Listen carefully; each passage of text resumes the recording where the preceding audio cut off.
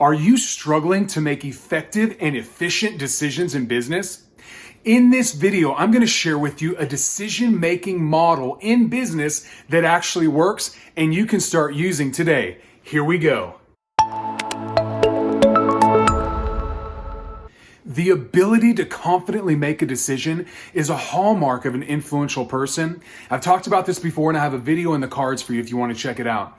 But we don't want just any decision to be made. We want an effective decision. We want a good decision to be made. And then secondly, we want that decision to be made in an efficient manner. So if you're struggling in making decisions or making them quickly or making good decisions, how do you get better? And the answer is you get a decision-making model. Now I'm going to share two decision-making models that you're probably familiar with.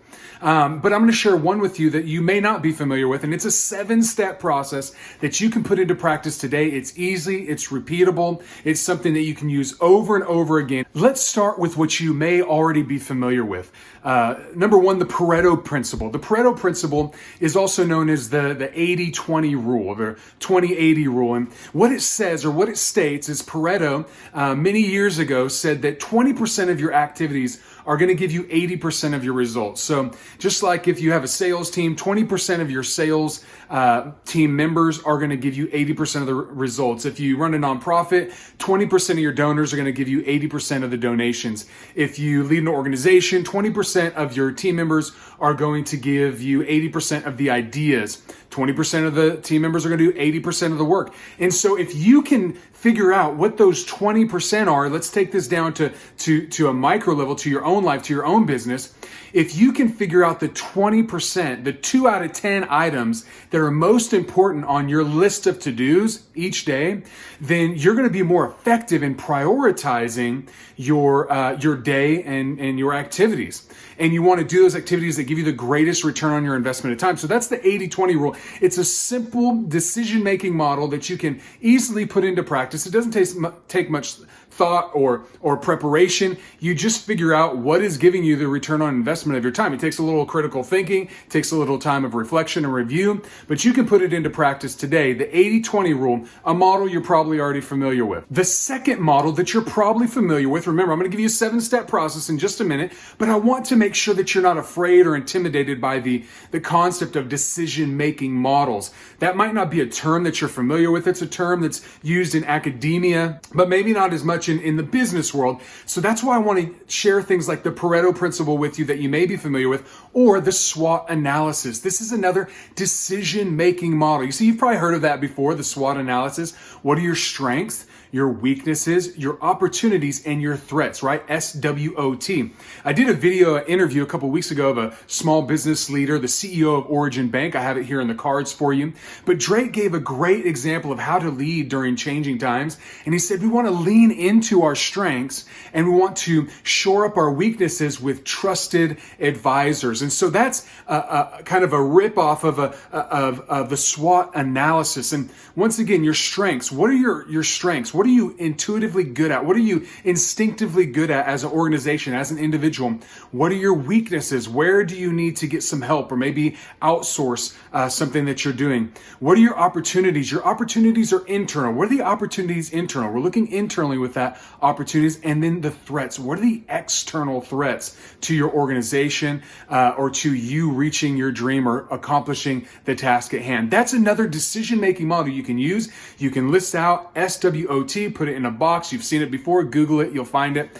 And you can use that to best make decisions of strategically where you should go as an organization, what you should be investing your time in. So that's a great decision-making model that you're probably familiar with. Now let's jump into the 7-step process that you may not be familiar with. The 7-step process actually comes from the University of Massachusetts, and I'm going to give you a link where you can download this PDF from them. I found this as I was doing research during my MBA, and I love the process. And when you find something that works, there's no point in trying to reinvent the process, right? There's a great process right here, 7 steps. And so I'm going to give you some slides on the screen. I'm going to read what it says, and then I'm going to give you some commentary of how to best use or maybe some practical steps on how you can put into practice what they're talking about in this decision-making model. Step 1, identify the decision. You realize that you need to make a decision. Try to clearly define the nature of the decision you must make. The first step is very important. All right, now in step number 1, we are actually identifying the problem that we may be facing, the challenge that is in front of us, and clearly stating it. This is not an emotional response to a situation. This is a time where we reflect, we sit down, we determine what is the actual problem. We need to define it. We need to write it down. We need to understand what that actual problem is. So let me give you an example. Let's say that you're a business owner, you're a small business owner. Maybe you have a small team and you land a big contract, or let's actually personalize it. Let's make it my business. Okay. So I work on my own. I get some freelance help from time to time. But let's say I land a big contract with an organization. It's a training contract that has some video modules in it. And let's say I have to make 50 let's say I have to make 50 video modules over a 6-month period and deliver it to this organization. This is brand new content. I'm writing it. I'm making it personalized to their organization. They're going to upload it to their platform, and they're going to use it. I'll license it to them, something to that effect, right? So I get this contract, I get this deal, and I recognize, look, 6 months with the other clients that I have, with the work that I have, with the videos that I have to create for you and YouTube, there is no way that on my own I can create 50 videos. Now, I can write the content, and that's something that I can definitely do, and I want to do. But the process of recording and editing and all that, I can't do it on my own. So the problem is I have more work than I can do on my own. That's step number 1. Identify the problem. I have more work than I can do on my own. Step number 2, gather relevant information. Collect some pertinent information before you make your decision. What information is needed? The best sources of information and how to get it. This step involves both internal and external work. Some information is internal. You'll seek it through a process of self-assessment. Other information is external. You'll find it online, in books, or from other people and from other sources. This is, once again, a process of reflection where we ask ourselves, what do I want to do? Let me give you an example. I have a friend that just got the opportunity to bid a job. Now, it's with a company that he doesn't necessarily want to work with. He's worked with them in the past, and he quite frankly didn't enjoy working with them, so he doesn't want to work with them again.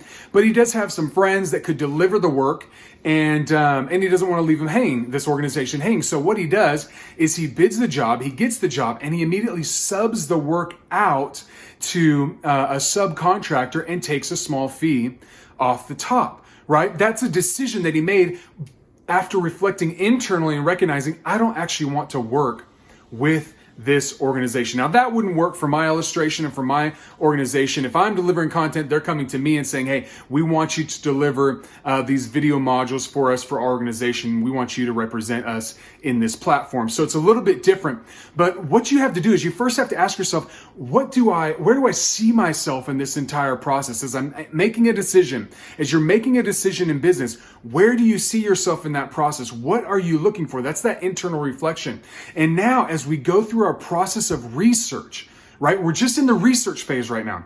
Now we're determining, hey, let me look back at the contract. Let me look back at exactly what I promised I would deliver. What did I say I would do? What are the details? Okay, I have 6 months to deliver 50 videos. How could we go about that? What all is that going to entail? What kind of budget do I have available to accomplish this? Did I give myself a lot of meat on the bone so that I can outsource some of this? Or does this all have to be done in-house and I have to figure out a way how to deliver this? Step number 3, identify the alternatives. As you collect information, you will probably identify several possible paths of action or alternatives. You can also use your imagination and additional information to construct new alternatives. In this step, you will list all possible and desirable alternatives. With my coaching clients in the coaching process, I call this the options process. And that's when I ask my clients, hey, what are your options? You have a problem, you have a challenge, you have an opportunity in front of you. Now, what is the current situation? What's going on around you? And then we get to the point where we say, now what are your options? And in this moment, in this step, in step number 3, I want you to list out every possible option. I don't want you to think through, hey, would I actually do that? How I don't even have the resources to do that. No, I don't want you to do any of that at this moment. I want you to list out every possible option, even if you know without a doubt that you would never take that option. List it out because it's a process of identifying, hey, I have a list of options. No one's forcing me to do anything I don't want to do. I have options in this situation, and I'm going to pick the best possible option with the information I have and move forward with that. So with this scenario that I was sharing, I've got 6 months, I got 50 videos. I could record all the videos like this in my home, edit them myself, do all the B-roll, figure out all the slides, all that kind of stuff. I could do that all myself and not sleep for 6 months, to create 50 videos. Or I could record all the videos at home and then give the raw footage to my daughter, who can do some editing for me. But she's kind of limited with time, with school and her other responsibilities. So it would kind of be a side project for her. But that's another option, right? That's another option that I have in front of me. Another option would be to record myself and then send the video to someone to totally clip it up and edit it for me and put all the bumpers on there and make it look awesome. And then a fourth option could be that I actually go to a studio, have them record it, have them edit it for me, have them do the entire process for me.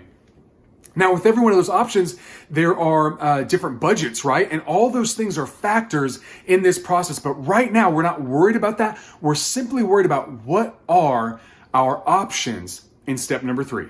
Step number 4, weigh the evidence. Draw on your information and emotions to imagine what it would be like if you carried out each of the alternatives to the end.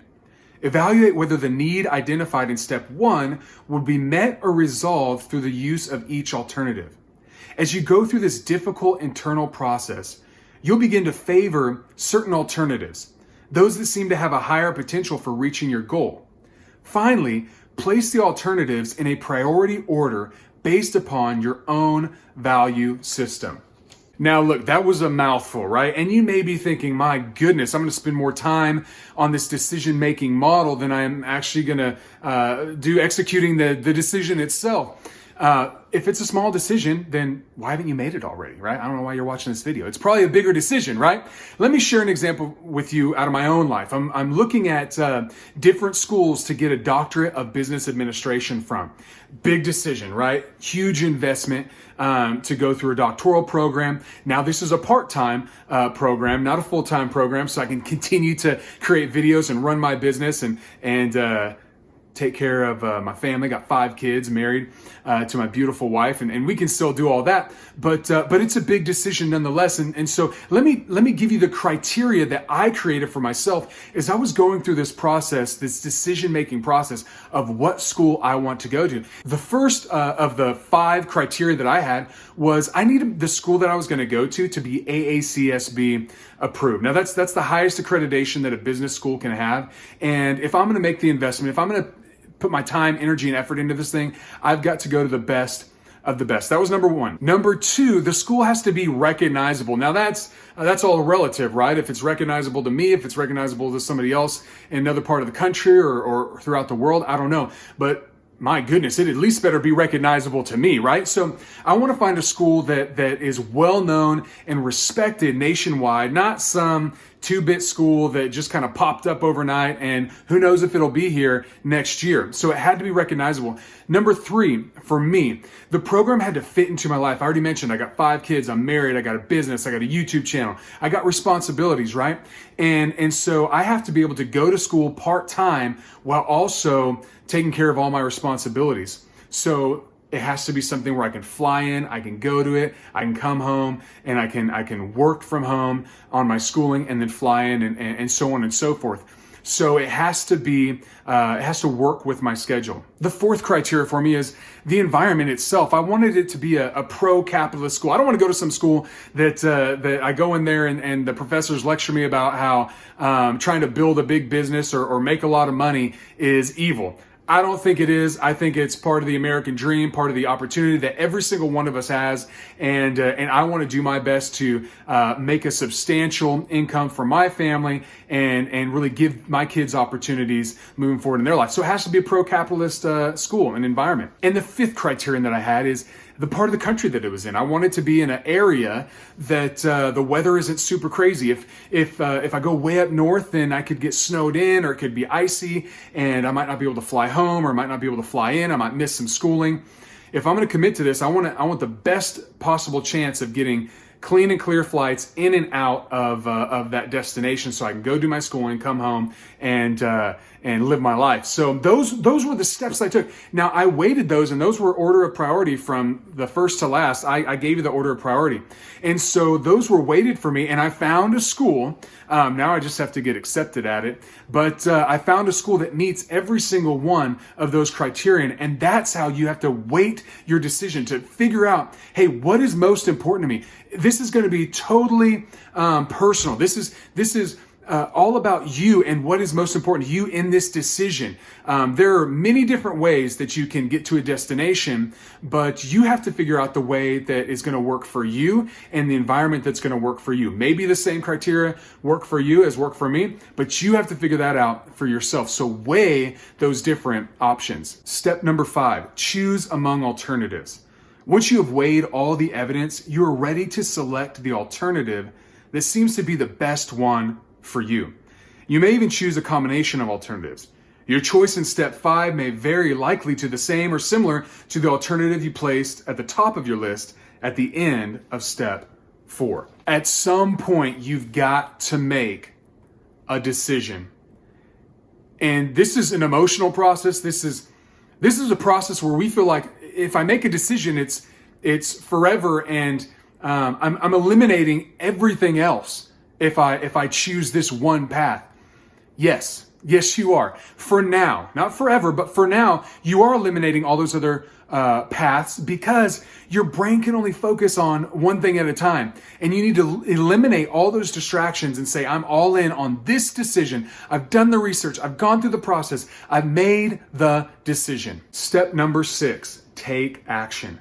You're now ready to take some positive action by beginning to implement the alternative you chose in step 5. This is all about execution. Do not forget about execution. Once you've made a decision, you have good intentions to deliver on that. But if you fail to execute, that's all it was a good intention. How many times, let me put it this way, how many times have we said, I need to lose weight and get healthy? And we might even make the decision on Monday, I'm going to lose weight and eat healthy, but this weekend, I'm going to party it up. I'm going to eat, I'm going to drink, I'm going to be merry, right? I'm going to have whatever I want because Monday, I have made a decision that I'm going to go on a diet. Monday comes, you forget you even said anything about a diet, right? The great Jim Rohn said, the longer you wait to do something that you know you should do now, the less likely that you will ever do it. And that's so true with a diet or anything else. I think 10 times more often I've made a decision to lose weight and exercise than I've actually executed on it, right? And so execution is a big key. You got to have a plan in place on how you're going to go about executing it with very clear deadlines and some accountability pieces placed in there as well. Step number 7, review your decision and its consequences. In this final step, consider the results of your decision and evaluate whether or not it has resolved the needs you identified in step 1. If the decision has not met the identified need, you may want to repeat certain steps of the process to make a new decision. For example, you might want to gather more detailed or somewhat different information or explore additional alternatives. Review your results. Fail fast is something that one of the best lessons I learned in business. Look, you don't have to be married to the decision. Be married to that goal. Hey, your goal is to build your business. That's my goal, right? During the COVID-19 stuff going on, I made a decision to make a certain offering to my database. I had my mentor help me out, a business mentor. We talked through it. We looked through it, made a decision. It didn't work, right? I got the feedback. The marketplace said, hey, we're not interested. Very, very minimal results. And so I had to relook and say, hey, what is the actual need right now? I thought I knew what the need was, but I was wrong. And that's where you have to fail fast. And you have to say, you know what?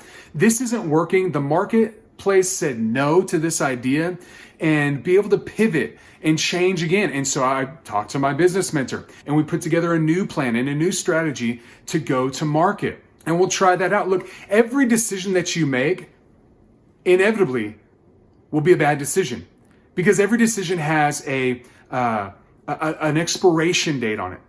You're going to go through business. The circumstances are going to change. If you made a business decision to totally remodel the inside of your restaurant the day before COVID-19 hit, you might want to hold on to that cash and not do the remodel, right? So every decision has a timestamp or an expiration date on it based on the circumstances and the environment that you find yourself in. So do not be afraid to reevaluate that decision and come up with a new decision based on the new information that you have, and then begin to execute on that decision. Go through the same process and execute, repeat, and I promise you that you're going to make more effective decisions, more efficient decisions, and you're going to be looked to as a person of influence because of it. If you found value from this video, please like and subscribe to the channel. To receive the free influence assessment, simply click on the link below that says Influence Assessment. If you have any questions or comments about influence, please comment below and I will look forward to connecting with you. Always remember, increase your influence, realize your dream.